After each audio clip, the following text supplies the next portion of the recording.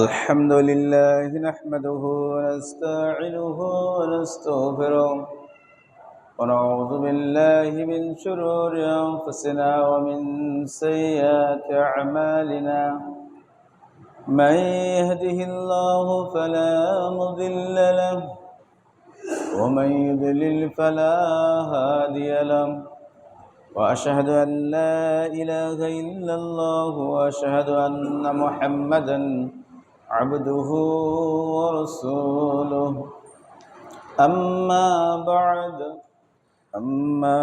بعد فإن خير الحديث كتاب الله وخير الهدي هدي محمد صلى الله عليه وسلم وشر الأمور محدثاتها وكل محدثة بدعة وكل بدعة ضلالة وكل ضلالة في النار فأعوذ بالله من الشيطان الرجيم واصنع الفلك بأعيننا ووحينا ولا تخاطبني في الذين ظلموا إنهم مغرقون وقال رسول الله صلى الله عليه وسلم من نفس عن مؤمن كربة من كراب الدنيا نفس الله عنه كربة من كراب يوم القيامة ومن يسر على معسر يسر الله تعالى يوم القيامة ما كان العبد في عون أخيه كان الله في عبده ما كان العبد في عون أخيه وقال أيضا رسول الله صلى الله عليه وسلم مثل المؤمن كجسد واحد إذا اشتكى عينه اشتكى كله أو كما قال عليه الصلاة والسلام সম্মানিত উপস্থিতি মুসল্লিন একরাম সমবয়স্ক বন্ধুবর্গ পর্দার অন্তরালে মা ও ভগ্নীগণ স্নেহের কচিকাচারা ভার্চুয়াল জগতের সম্মানিত দর্শক ও শ্রোতামণ্ডলী, আজকে আমরা জমার দিনে মহান রব্বুল আলামিনের শুকরিয়া জ্ঞাপন করি। সবাই বলি আলহামদুলিল্লাহ। আমরা যে সময়ে সুন্দর থেকে সুস্থ থেকে আল্লাহর প্রশংসা জ্ঞাপন করছি, সে সময় আমরা দেখছি আমাদের দেশের চট্টগ্রাম, নোয়াখালী, কুমিল্লা অঞ্চল প্রায় 10 থেকে 12টি জেলা ভয়াবহ বন্যা কবলিত হয়েছে। তো তাদের জন্য আমরা আল্লাহর কাছে দোয়া করি, আল্লাহ রাব্বুল আলামিন তাদেরকে রহমত করুন, বরকত দেন এবং তাদেরকে হেফাজত করুন, আমিন। দরুদ বর্ষিত সৈয়দুল মুরসালিন শাফিউল মুযনিবিন নবী মুহাম্মদ সাল্লাল্লাহু আলাইহি ওয়াসাল্লাম। আজকে আমি আপনাদের সম্মুখে সূরা হুদ এর এখান থেকে আমরা তেলাওয়াত করেছি একটি আয়াত 37, 38, এভাবে আমরা 12টি আয়াত পড়ব, আপনাদের সম্মুখে উপস্থাপন করব। আর বিশ্বনবী মুহাম্মদ রাসূলুল্লাহ সাল্লাল্লাহু আলাইহি সাল্লামের একটি হাদিসের অংশবিশেষ আর একটি হাদিসেরও অংশবিশেষ, দুটি হাদিসের অংশ উপস্থাপন করেছি। এটাকে সামনে রেখে আমি আমার বক্তব্য খুতবা শেষ করব ইনশাআল্লাহ। ওমা তৌফিক ইল্লা বিল্লাহ, তাওয়াক্কালতু আলাল্লাহ ওয়া ইলাইহি আমিন।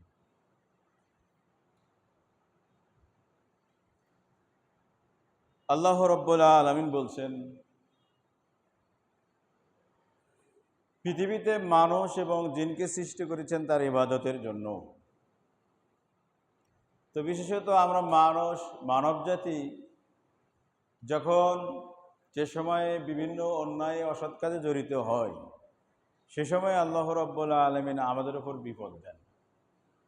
যেমনটি আল্লাহ বলছেন, জাহরাল ফাসাদু ফিল বাররি ওয়াল বাহরি বিমা কাসাবাত আইদিন নাস। তো আমরা দেখছি যে আমাদের দেশের প্রায় 10 থেকে 12টি জেলা বন্যার পানিতে নিমজ্জিত, একেবারে যাকে বলা হয় হাবুডুবু খাচ্ছে। তা আজকে আমি আপনাদের সম্মুখে কোরআন এবং সুন্নাহর আলোকে বন্যা কি 2024 সালে বাংলাদেশে আসছে, না আরও পৃথিবীতে বন্যা কখন হয়েছিল, প্রথম কি ধরনের হয়েছিল, এই বিষয়ে সামান্য আলোচনা করার চেষ্টা করবো ইনশাআল্লাহ।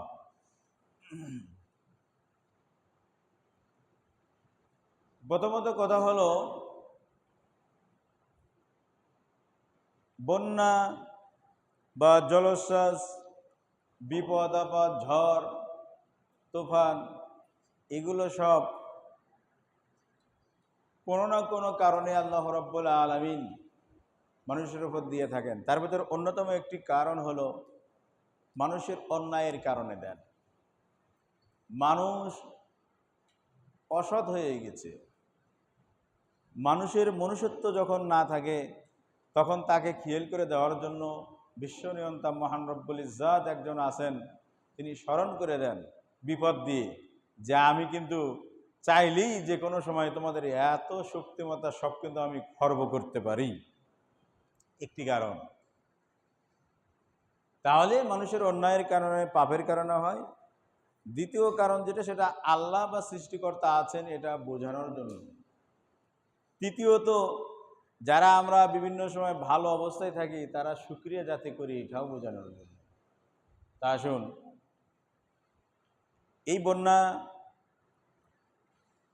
যেহেতু আমরা বলি কোরআন সুন্নাহ অনুযায়ী আমাদের আদি পিতা তথা মানব সভ্যতার প্রথম যিনি, তিনি হলেন হযরতে আদম আলাইহিসসালাম। যদিও আমরা এর আগে বলেছি আমরা যে অনেকেই বিশ্বাস করে না যে আদম থেকে আসছে, তারা বলে বানর থেকে মানুষের তৈরি, তাই না? ডারউইনের মতবাদ।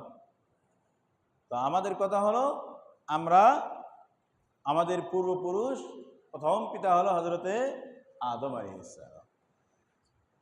তো আদম আলাইহিসসালাম তিনি মূলত রিসালাতের নবী ছিলেন না। নবী তিনি, কিন্তু রিসালাত প্রাপ্ত ছিলেন না। আর রিসালাত যেখান থেকে শুরু হয় সেটা হলেন হযরতে নূহ আলাইহিসসালাম। তবে আদম এবং নূহের মাঝে কেউ কেউ মন্তব্য করেছেন আদমের ছেলে শীস তিনিও নবী ছিলেন। তো আমরা বলতে পারি এখানে প্রসিদ্ধ নবী হলেন হযরতে নূহ আলাইহিসসালাম। তা আল্লাহ রাব্বুল আলামিন নূহ আলাইহিসসালাম সম্পর্কে মহাগ্রন্থ আল কোরআনে 114টার ভিতর একটা সূরার নাম রাখছেন সূরা নূহ, সূরাতুন নূহ, মানে নূহ আলাইহিসসালামের সূরা। সেখানে নূহ আলাইহিসসালামের কথা আছে। এরপরেও আমরা দেখব যে কোরআনের প্রায় 10-12 জায়গায় আল্লাহ 10-12 সূরাতে আল্লাহ রাব্বুল আলামিন নূহ আলাইহিসসালামের বিষয়টা আলোচনা করেছেন। তার ভিতর অন্যতম হলো একাধারে সূরা হুদে প্রায় 12টি আয়াতে আল্লাহ রাব্বুল আলামিন তার আলোচনা নিয়ে আসছেন মৌলিকভাবে। তো এখানে কারণটা হলো, হযরতে নূহ আলাইহিসসালামকে বলা হয় মানব সভ্যতার দ্বিতীয় পিতা। প্রথমকে হযরতে আদম আলাইহিসসালাম, আর দ্বিতীয় হযরতে নূহ আলাইহিসসালাম। এখানে বিভিন্ন ধরনের মতামত আছে, যে সেটা হইতে পারে রিসালাতের দিক থেকে বা রসুল বা বিধানগত দিক থেকে। আরেকটা হইতে পারে যেহেতু তার সময় বড় বন্যা হয়েছিল, তাই না? আজকে আমরা যতটুকু কোরআন সুন্নাহ জানা যায়, নূহ আলাইহিসসালামের আগে কখনো বন্যা হয়েছে বলে বোঝা যায় না। বন্যা হয়নি এর অর্থ হলো এটা, আমাদের ভূতত্ত্ববিদ যারা ভূমি নিয়ে গবেষণা করেন বিজ্ঞানীরা, সেখানে বিভিন্ন ধরনের মতামত আছে। তার ভিতরে এক ধরনের মতামত হলো যে এই পৃথিবীটা যখন মহাবিস্ফোরণ হয় তার আগে তো এটা পানির নিচেই ছিল, আস্তে আস্তে সেখান থেকে উপর উঠছে। আল্লাহ বলছেন ওয়া ইন্না লামুসিউন, আল্লাহ বলছেন আমি এই পৃথিবীকে আরো বড় করতেই আছি। পৃথিবীটা কি হচ্ছে, আরো বড় হচ্ছে। যেমন আপনারা জানেন হাতিয়াতে বাংলাদেশ যেরকম প্রায় এরকম সেম এতটুকু জায়গা নিয়ে 1,75,000 বর্গ কিলোমিটার বাংলাদেশ বলা হয় না, মানে আরো বেশি ছিটমহল বিনিময়ের কারণে। তো এইরকম একটা ভূখণ্ড বঙ্গোপসাগরে আরো উঠতেছে, তার কিছু অংশ হাতিয়াতে পাওয়া গেছে, আরো পাওয়া যাচ্ছে। তাহলে বোঝা গেল এই ভূভাগ আরো কি হচ্ছে, বিস্তৃত লাভ করছে। তো ভূতত্ত্ববিদরা আরো বলছেন সেটা হলো এই আমাদের বাংলাদেশ, আপনারা যদি দেখেন ম্যাপে, পৃথিবীর ম্যাপ মানচিত্রে দেখবেন একেবারে বঙ্গোপসাগরের কাছে। যদি এখানে যারা এগুলো নিয়ে গবেষণা করেন যে যদি 50 ফুট এত বড় লম্বা ঢেউ বা সমুদ্র থেকে বঙ্গোপসাগর থেকে যদি এরকম একটা ঢেউ আসে, তাহলে বাংলাদেশের অর্ধেক অংশ ডুবে যাবে। 50 ফুট, বুঝতে পারছেন তো? তাহলে আমরা একেবারে আমাদের বাংলাদেশ ডুবানোর জন্য, ধরেন অন্য দেশ তার সাইডে সাগর নাই ইত্যাদি, সহজে ডুববে না, সাগর তো পানি আগে যেতে হবে, তাই না? কিন্তু বাংলাদেশ এমন এক জায়গায় একেবারে সাগরের পাড়ে অবস্থিত। আপনারা দেখবেন ম্যাপে এইরকম আছে। তো আমরা, এটা আল্লাহর বিশেষ একটা অনুগ্রহ, এত কাছে থাকা সত্ত্বেও বাংলাদেশে কিন্তু ওই রকম কোনো আযাব শাস্তি বা আল্লাহর যে আমরা বলি প্রাকৃতিক দুর্যোগ ওই রকম কিন্তু নেই। সেই জন্য বলি আলহামদুলিল্লাহ। আল্লাহ চাইলে বঙ্গোপসাগর থেকে একটা ঢেউ দিয়েই সবগুলো কিন্তু একেবারে হাবুডুবু করে দিতে পারতেন। তো আসুন এ পর্যায়ে বাংলাদেশের যে অবস্থান, না বললেই নয়, কথা বলতেই হয়। 3 দিকে ভারত আর একদিকে খোলা, সেদিকে হলো বঙ্গোপসাগর, মোটামুটি আর মায়ানমার বা অন্য রাষ্ট্রের সাথে অল্প সীমান্ত। এই যে এটা আমরা অনাকাঙ্ক্ষিত বন্যা, অসময়ে বন্যা বলি, এটা 1 নম্বর কারণ। যতটুকু আমি পেপার পত্রিকা সংবাদ দেখলাম, এটা ভারতের কারণে হয়েছে। ভারত সরকার আমাদের বাংলাদেশের প্রতি অসন্তুষ্ট। সে যাকে চেয়েছিল, যেভাবে চায় সেভাবে হয় না। সে চায় পূজা পার্বণে সবসময় আমাদের জাতীয় মাছ ইলিশ তাদেরকেই দিতে হবে। আপনারা দেখেছেন যে আমাদের দেশে ইলিশের দাম যা, তুলনামূলকভাবে ভারতে ইলিশের দাম কম। ইলিশগুলো কিন্তু বাংলাদেশের। এটা এই সরকার যে বর্তমান আছে তারা একটু বন্ধ করে দিয়েছে, আরো কিছু বন্ধ করতেছে। এতে করে কি করছে, যা বোঝা যায় তাতে 30 বছর আগে এই কুমিল্লা, নোয়াখালী, এই যে অঞ্চলগুলো বন্যা হয়েছে, বলে এরকম বন্যা 30 বছর আগে হয়েছে, এর ভিতরে আর হয় নাই।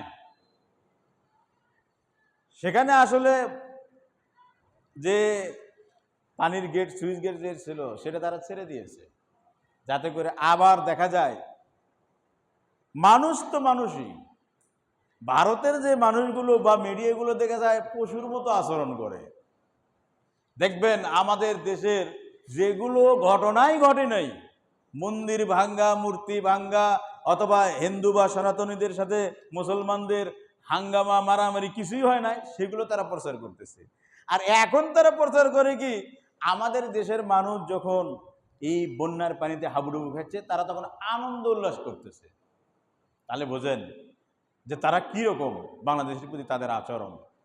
তা আসলেই কথা হলো, একদিন আমি আপনাদেরকে শুনেছি যে এই হিন্দুস্তান, এটাকে হিন্দুস্তান বলি আমরা, বা ভারত, এদের সাথে মুসলমানদের একটা বিশাল যুদ্ধ হইবে। ঐতিহাসিকগণ বলেছেন হয়ে গেছে কয়েকটা। আবার অর্ধেকের বেশি ঐতিহাসিকগণ বলেছেন এই যুদ্ধ আসলে এখনো হয় নাই, এখনো হওয়ার সময় আসে নাই। এক সময় এদের সাথে যুদ্ধ হবে, মুসলমানদের এদের সাথে কি হবে, এক সময় যুদ্ধ হবে। সেই জন্য আমরা দেখি, যদি ইতিহাস চর্চা করি, দেখা যায় বর্তমান ভারতের সরকার যে, সে কিন্তু পুরাপুরি বাংলাদেশ বিদ্বেষী খালি নয়, একেবারে মুসলিম বিদ্বেষী। সে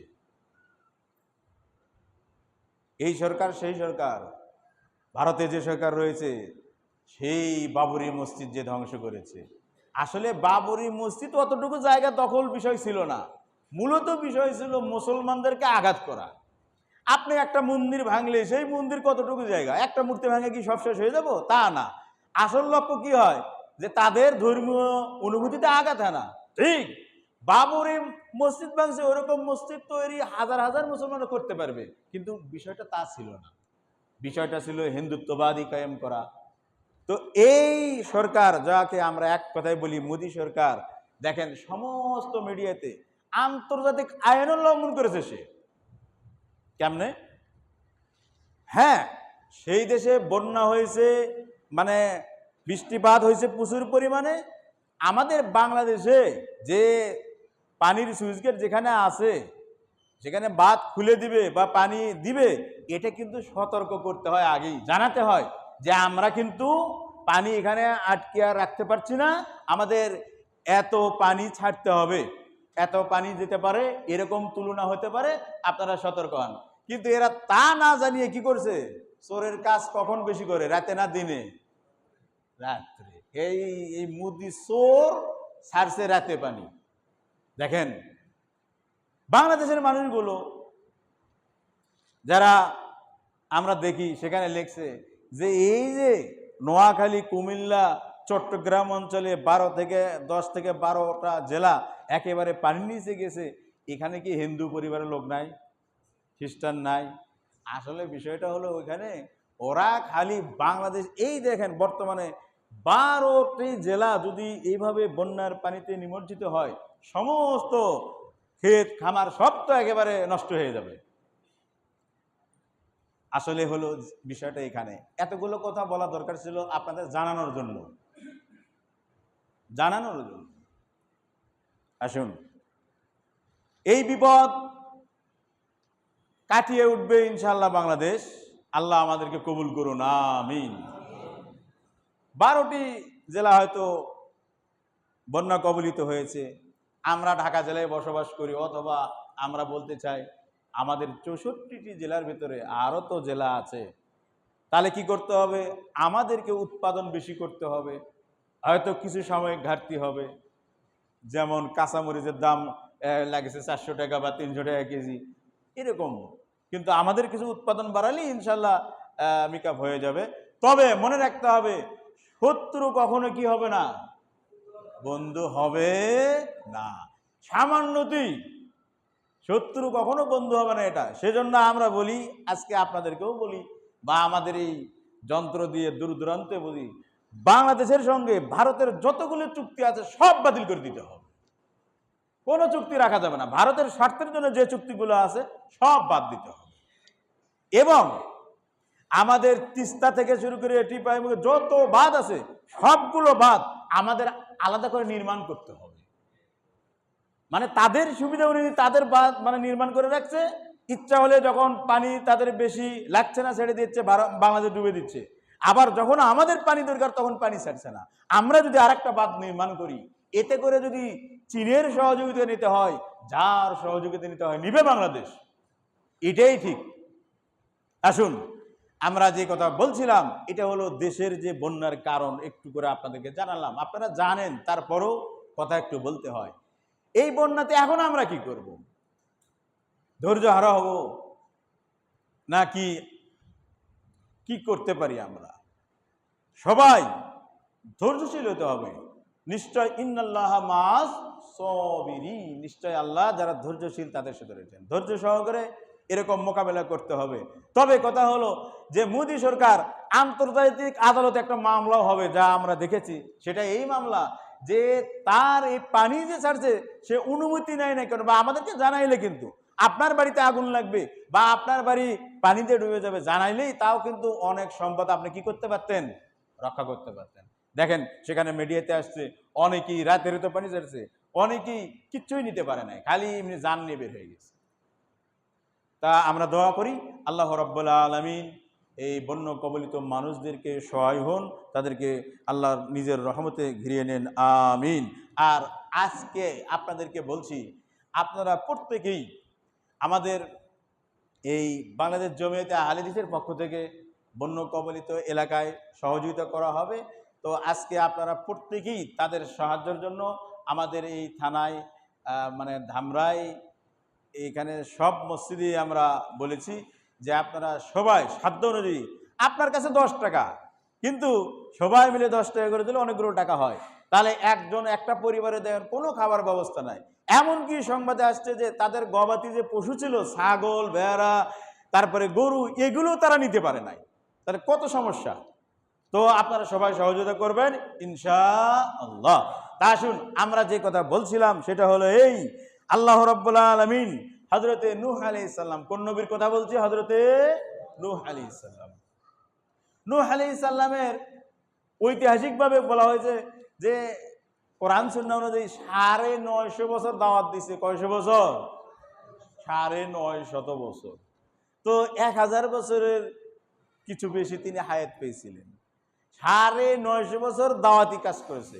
এতে করে তার এই দাওয়াতি কাজে মাত্র বলা হয়েছে যে 80 জনের কিছু বেশি। কয়জন? 80 জনের কিছু বেশি, মানে 40 জোড়া মানে কি 80 জন, এইরকম কিছু বেশি। অন্যরা বলছেন প্রায় 120 জন লোক মুসলমান হয়েছে। কয়শো জন? আর অন্যরা এইভাবে মতামত দিচ্ছেন কিছু কম বেশি, তবে খুব বেশি না। এই কয়জন লোক তাকে মেনে নিয়েছেন। তো এখন নূহ আলাইহিস সালাম আল্লাহর কাছে বলছেন, আল্লাহ আমি করি কি? তো আল্লাহ বললেন, ঠিক আছে, তোমার এই জাতিকে এমন একটা শাস্তি দিব, যেই শাস্তিটা পৃথিবী ধ্বংস যেদিন হবে সেদিন পর্যন্ত মানুষের মনে রাখবে, ইতিহাস হয়ে থাকবে। তা আল্লাহ বললেন, তাহলে কি করা হবে? আল্লাহ এখন নূহ আলাইহিস সালামকে বলছেন, আসনাইল ফুলকা বিআয়ুনিনা, হে নূহ তুমি একটা কাজ করো, একটা নৌকা বানাও। কি বানাতে বলছেন? নৌকা বানাও। তো একটা আমরা বলি কিস্তি বানাও, বড় একটা নৌকা বানালেন। আল্লাহ বললেন আমার সামনে বানাও। তাহলে নৌকা বানানো মানুষকে শিখাইছেন কে? আল্লাহ। কে শিখাইছেন? কার মাধ্যমে? নবীর নূহ আলাইহিস সালামের মাধ্যমে। তো বানালেন। এইটা দেখে নৌকা বানানো যখন শুরু হয়ে গেছে তৈরি করা, নূহ আলাইহিস সালামের লোকেরা যারা দাওয়াত তার ন্যায় ন্যায় গ্রহণ করে না, তারা বলছে, এই নূহ কি করো? বলে নৌকা বানাই। বলে কি করবা? বলে নৌকা বানাইতেছি, বিশাল বন্যা আসবে, প্লাবন আসবে, এই প্লাবনে আমার নৌকা ভাসাইব। তো লোকেরা বলে, আল্লাহ বলছেন যে এই সম্প্রদায়ে যারা এলিট পার্সন ছিল তারা ঠাট্টা বিদ্রোহ শুরু করে। এ বলে কি, এই কোনো বৃষ্টি নাই, আশেপাশে কোনো সমুদ্র নাই, কিচ্ছু নাই, এখানে কোথায় থেকে বন্যা আসবে? পাগল হয়ে গেছে। আমরা উর্দুতে তখন পরে বলে দিমাগ খারাপ হয়ে গিয়ে, মানে আর মাথা নষ্ট হয়ে গেছে, নৌকা বানাই দিছে এখন। তো আল্লাহ বললেন, ঠিক আছে নূহ তুমি কি করো, নৌকা বানাও। কুল্লামা মাররা আলাইহি মালাউম মিন কওমি, আল্লাহ বলেন যখন সম্প্রদায়ের যারা এলিট পার্সন তারা তার কাছ দিয়ে যায়, সাখিরু মিনহু, বিদ্রুপ করে, ঠাট্টা করে। যাই হোক, ঠাট্টা বিদ্রুপের মাঝেই নূহ আলাইহিস সালামের নৌকা তৈরি হয়ে গেল। হওয়ার পরে এখন নূহ আলাইহিস সালাম বললেন, আচ্ছা ঠিক আছে, নৌকা তো তৈরি হয়ে গেছে, তবে শোনো, তোমরা যারা আমার সঙ্গে ঠাট্টা বিদ্রুপ করেছো, মনে রাখবা, ফাসাউফা তা'লামুনা মান ইয়াতিহি আযাবুন ইউখজিহি, মনে রাখবে শাস্তি কিন্তু আসতেইছে, বন্যা কিন্তু অবশ্যই হবে, তখন তোমরা এই শাস্তি পেয়ে অপমানিত হবে। তোমাদের ভিতরে কারো শাস্তি সাময়িক হবে আর কারো শাস্তি হবে স্থায়ী। তা বললো, আচ্ছা ঠিক আছে, দেখি তোমার কখন আসে তোমার বন্যা? এবার আল্লাহ রাব্বুল আলামিন নূহ আলাইহিস সালামকে যথাযথভাবে নির্দেশনা দিয়ে দিলেন যে তোমার প্রতি যারা ঈমান আনয়ন করেছে, তোমার পরিবারের যারা আছে তাদেরকে নিয়ে তুমি নৌকায় উঠে দাও। কোথায় উঠবে? নৌকায় উঠে যাও। এবার এটা করার পরেই আল্লাহ রাব্বুল আলামিনের পক্ষ থেকে ঘোষণা আসলো, হাত্তা ইযা জা আমরুনা ওয়াফারাত্তান নূর। আল্লাহ বলেন এরপরে আমার পৃথিবীর প্রথম বন্যা, পৃথিবীর আমরা প্রথম বন্যা এটা শুরু হয়ে গেল। আল্লাহর যখন নির্দেশনা আসলো ওয়াফারাত্তান নূর, তখন যেই চুলা দিয়ে আগুন জ্বালে মানুষে রান্না বাড়া করে খায়, এই নূহ আলাইহিস সালামের সময়ে বন্যা তৈরি করার জন্য, বন্যা আনায়নের জন্য আল্লাহ রাব্বুল আলামিন সমস্ত চুলাকে বললেন এখন আগুন আর জ্বালাইতে হবে না, এখন ওই চুলার মধ্যে খালি পানি উঠতেছে। আর আকাশকে বললেন যতভাবে বর্ষণ করা যায় সব ছেড়ে দাও। একেবারে পানি কি হয়ে গেল? থই থই হয়ে গেল। বন্যার একেবারে অবস্থা খারাপ। ঘটনা চক্রান্তে হযরতে নূহ আলাইহিস সালামের এক ছেলে ইয়াম, কি নাম বললাম? ইয়াম। এ আবার নূহ আলাইহিস সালামকে মানে না। তো ঐতিহাসিকগণ বলেছেন হযরতে নূহ আলাইহিস সালামের এক ছেলের নাম ছিল শাম, হাম, এফাস, কিনান, ইয়াম, বঙ্গ। ঠিক আছে? আবার অন্যজন বলেছেন 7 জন ছেলে। তো শাম যার নাম ছিল, তার নাম অনুসারে তার বংশ বুনিয়াতে যে শাম, সিরিয়া, জর্ডান এদিকে, হাম আর এফাস বলে এদেরও বংশধারা আরব কেন্দ্রিক। আর আমরা আর একটা বললাম যে বঙ্গ, যেটা এই মানে এনার অবস্থান ছিল বাংলাদেশ ভারতের এই দিকে, যার কারণে বাংলা ভাষাভাষী এনাদের জন্ম। যাই হোক, তো এখানে যে ছেলে নূহ আলাইহিস সালামকে মানে নাই, সে তো আর কি কিস্তিতে উঠতে পারে নাই, সে আর নূহ আলাইহিস সালাম নৌকায় উঠতে পারে না। তো তখন নূহ আলাইহিস সালাম বললেন পানি তো থই থই হয়ে যাচ্ছে, হাজারো হলে কি ছেলে না? তখন বললেন ইয়া বুনাইয়া ইরকাব মা'ানা, হে ছেলে তুমি আমাদের সঙ্গে নৌকা উঠে যাও, মানে আমাকে মেনে নাও, তাহলে কি নৌকায় তোমার কি হবে? জায়গা হবে। বন্যা এসে গেছে। তখন সে বলল না, সাবিলাল জিবাল, বলে এত বড় পাহাড় আছে না, ওখানে যাই উঠবো? তোমার আল্লাহ আমারে বন্যার পানিতে ডুবাতে পারবে না। তো এইটা বলার সঙ্গে সঙ্গে নূহ আলাইহিস সালাম যখন ডাকলেন, তখন নূহ আলাইহিস সালাম এবং তার ছেলের মাঝে বিশাল বড় একটা ঢেউ আসলো। কিছুই আসে না, কি আসে? একটা ঢেউ। এক ঢেউতে ওই ইয়াম যে কোথায় গেল আর খুঁজে পাওয়া গেল না। এবার বর্ষন্ত শুরু হয়েছে, পানি তো নিচ থেকে উঠছে, আস্তে আস্তে একেবারে সব এলাকা প্লাবিত হয়ে গেল। নূহ আলাইহিস সালাম আর যারা এই নৌকায় অবস্থান করছিলেন নূহ আলাইহিস সালামের কিস্তিতে, তারা এখানে বেঁচে ছিলেন। এরপরে যখন আল্লাহর কাজ যখন শেষ হয়ে গেল, বন্যা যখন শেষ হয়ে গেল, তখন এই নূহ আলাইহিস সালামের নৌকা জুদি নামক পাহাড়ে গিয়ে থামলো। মানে পাহাড়ের কাছাকাছি যখন গেল, তখন আল্লাহ রাব্বুল আলামিন মেঘকে বললেন যে বৃষ্টি বন্ধ করে দাও, আর জমিনকে বললেন নিচ থেকে পানি ওঠা বন্ধ করে দাও। আস্তে আস্তে সব কিছু স্বাভাবিক হয়ে গেল। আজকে আমরা যে বিষয়টা আপনাকে বললাম সেটা হলো প্রথম বন্যা। এটা কি আমরা যতটুকু অধ্যয়ন করে দেখেছি, পৃথিবীর প্রথম বন্যা। তাহলে এখান থেকে বোঝা গেল যে এই যে ইয়াম মারা গেল, এ সহকারে যারা নূহ আলাইহিস সালামকে মানে নাই তারা সব বন্যার পানিতে উপকার। তাহলে আমরা এখান থেকে কয়েকটা জিনিস জানি। এক, যে বন্যা পৃথিবীর প্রায় শুরু থেকেই আছে। দুই, এটা এমন মহা দুর্যোগ, এমন সমস্যা এই সমস্যা থেকে মানুষের বাঁচার স্বাভাবিক কোনো শক্তি নাই। সেজন্য একমাত্র বাঁচার উপায় আল্লাহর কাছে কি করতে হবে? সহযোগিতা চাইতে হবে। পানি কি আর টাকানো যাবে? আমরা কি আর সেই সরকারের নেতাদের মতো হব যে আমরা মোকাবেলা করব? বন্যার মোকাবেলা করা যাবে? মোকাবেলা করা যাবে না, তার সাথে পাঞ্জা লড়া যাবে না। আল্লাহর কাছে সহযোগিতা চাইতে হবে, এক। দুই হলো ধৈর্য ধারণ করতে হবে। তিন, পরিকল্পনা অনুযায়ী কাজ করতে হবে। সেজন্য বিশ্বনবী মুহাম্মদ রাসূলুল্লাহ সাল্লাল্লাহু আলাইহি সাল্লাম বলছেন, আমরা যেহেতু মুসলিম, আমরা সবাই কি মুসলিম।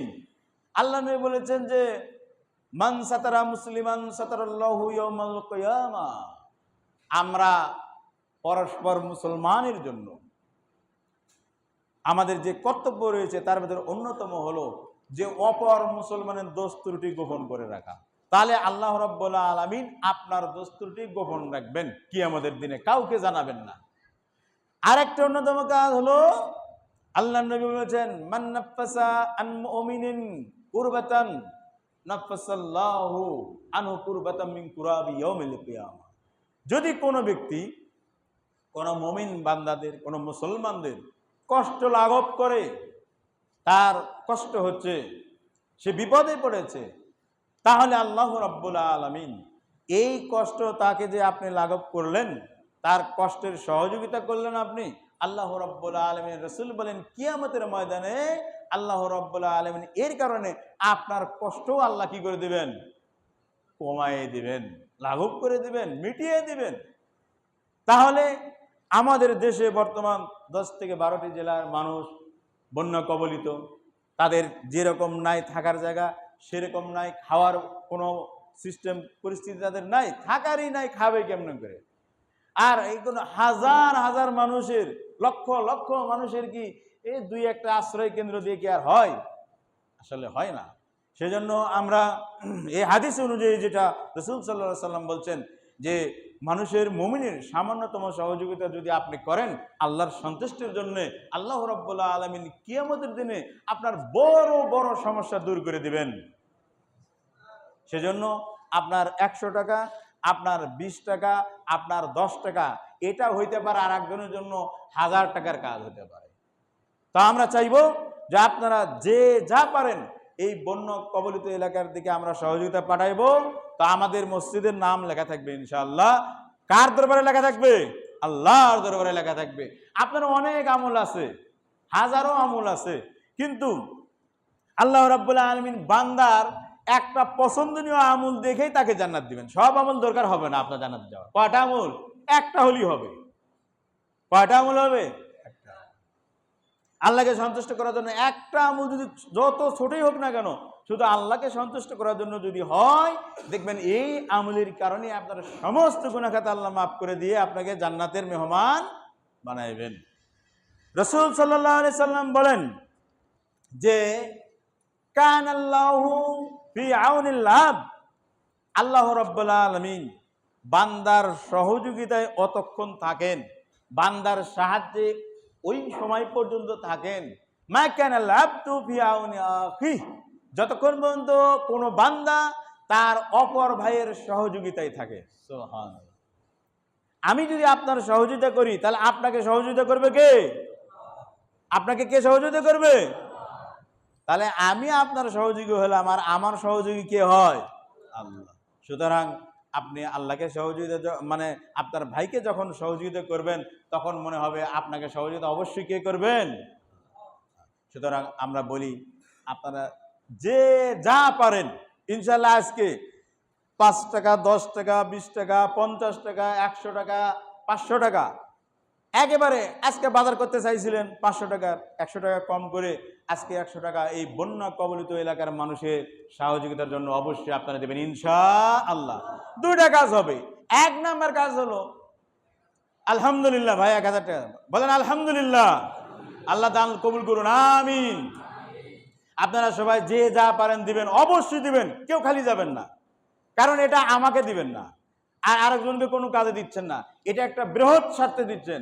এক নম্বর কথা হলো যে আমাদের বাংলাদেশের বর্তমান যে সরকার, এই সরকার বা আমাদের মতো জনগণ, সরকার তো কি, সরকার মানে তো আমরা বেকায়দায় পড়ছি না?